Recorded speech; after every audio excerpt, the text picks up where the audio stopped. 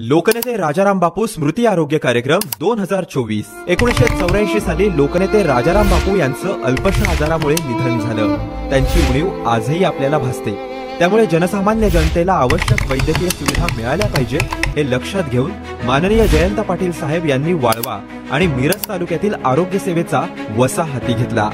दरवर्षी लोकनेते राजाराम बापू पाटील यांच्या स्मृतीनिमित्ताने तालुकाभर आरोग्य शिबिरं आयोजित करण्यास सुरुवात केली।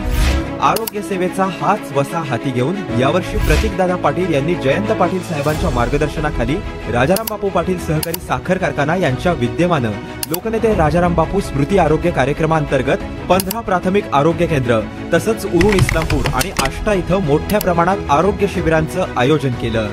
तज्ञ डॉक्टरांच्या सहाय्यानं डोळे तपासणी, ईसीजी, अस्थिरोग अशा विविध आजारांवर सुमारे 20,000हून अधिक नागरिकांची मोफत तपासणी तसंच औषधोपचार करण्यात आले।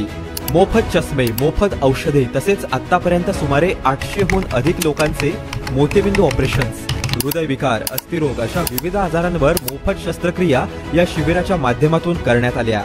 प्रतीकदादांचं जनतेप्रती असलेलं प्रेम, निस्वार्थ सेवाभाव आणि नियोजनबद्ध पद्धतीने काम करण्याची त्यांची कार्यशैली या शिबिरातून प्रकर्षाने दिसून आली।